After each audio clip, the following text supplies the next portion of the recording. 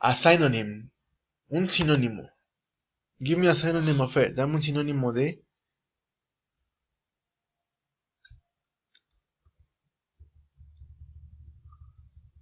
¿Sinónimo de qué? De auxiliar.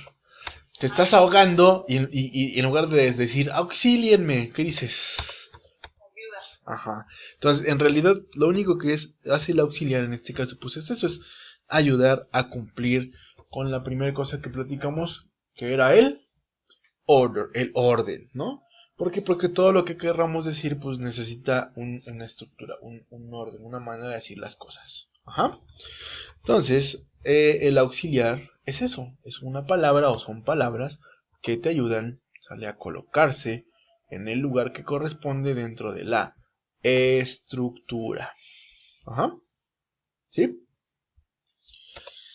Then, ok, vamos con la explicación. Dice, an auxiliary verb or helping verb, it's also commonly used with a main verb to help express the main verb's tense, mood or voice. O sea, es eso que ayuda, son palabras que ayudan, ¿sale?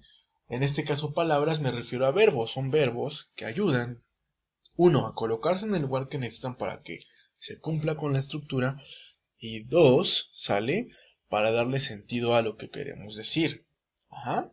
Y esto va, digamos, en la manera gramatical o en un mood, que sería como en un modo, pues sí, como un estado de ánimo, por así decirlo, o un comando, ¿no? ¿Cuáles son esos auxiliares?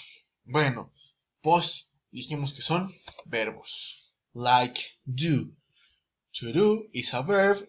El verbo significa hacer. Pero, when you are using the verb do, cuando usas el verbo do, like auxiliar, como auxiliar, in this case, the verb does not have a meaning, no tiene un significado. Simplemente ayuda a ponerse en el lugar que corresponde. ¿Cuál sería? El lugar del verbo. ¿Por qué? Porque la estructura siempre te va a obligar a colocar un verbo. Ok, the other one, el otro, have. Have también es un verbo y también se usa como un auxiliar. And the last one, ¿sale? Digamos, el chicharronero, el verbo que siempre nos enseñan, que es el verbo to be, ¿sale? Que igual es un auxiliar, ajá. Y pues aquí lo que varía, digamos, es la conjugación, ¿no? ¿Por qué? Porque para lo auxiliar, pues conjugamos, decimos I am, he, she, it is, you are, ¿no? En presente. Si lo queremos decir en pasado, pues sería I was, ¿no? O you were, ¿sí? Y por ejemplo, con el ing que platicamos hace rato, pues sería been. En el participio sería been.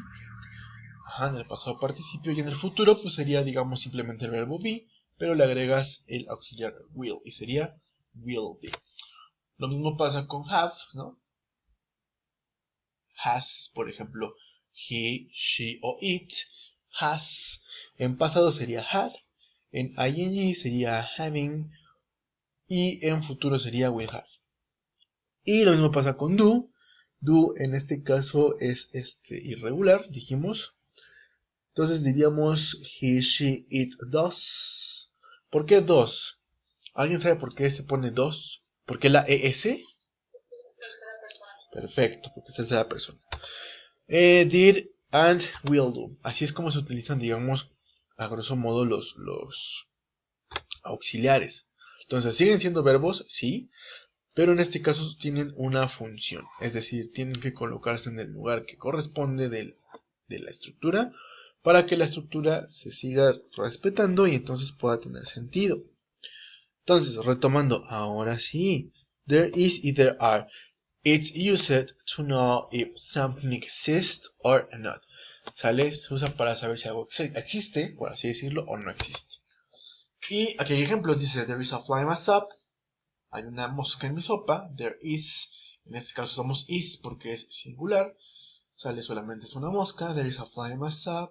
There is not a fly in my soup. En este caso es el ejemplo que te decía hace rato del negativo. Es decir, digamos es lo mismo, pero le decimos que no. ¿Sale? ¿Cómo lo hacemos? Ponemos la palabra not. Y si te das cuenta, el auxiliar ya está aquí, que sería is. ¿Por qué? Porque is pertenece al verbo to be. Y la conjugación del verbo to be es is. Entonces es there is not a fly in my shop. Negativo. Negativo pero con contracción. There isn't a fly in my shop.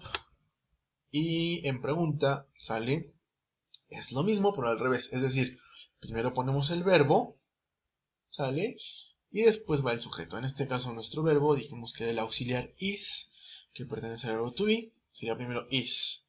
¿Sale? Como estamos hablando de there is y de are, pues primero ponemos is y después ponemos there. Entonces sería, is there a fly in my shop? Es pregunta, ¿no? Is there a fly in my shop? Ahí se me fue el signo de interrogación, perdón. Y la pregunta negativa, digamos, es lo mismo, ¿sale? Pero le agregamos la palabra not. ¿Hasta que hay dudas? Y decimos, is not there a car? Ah, ya la regué yo ahí, un carro en mi sopa. Ay, de veras, con las drogas. Is not there a fly in my shop? ¿Sí?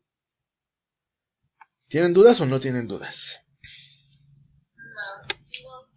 Salen, ahora sí, entonces, ejemplos. There is a package for you. There are 2 windows in the front of the house. Are there any cookies left? Ahí, por ejemplo, como are es primero, identificamos que es pregunta. Y al final ponemos el signo de interrogación. En el inglés no ponemos signo de interrogación al inicio, solamente al final. Porque lo que hace el signo es recordarnos que es pregunta y recordarnos que hay que poner una entonación. ¿Sale? Es pregunta. ¿Es pregunta? Are there any cookies left? ¿Sí? ¿Dudas o no dudas? No dudas. ¿Dudations o nail dudations? No, ninguna. ¿Simona la mona o yes? Ya te está ventilando otra vez, profe. Ya, Diana, dejas. No voy a hacer nada porque ahora sí estoy grabando, ya. Entonces, ¿hay dudas o no hay dudas? No. Ok, entonces no hay dudas. There is and there are. En este caso, digamos, hay que tener bien claro lo que estamos hablando para saber, para usarlo ya cuando vamos a estar platicando ya en inglés, que ya lo vamos a empezar a hacer a partir de este momento, ¿sale? Esta es, digamos, la... Ay, bájate. La primera parte del temario, que digamos casi es la mitad del temario. Y vámonos con lo que sigue. ¿Tienen dudas con any y some?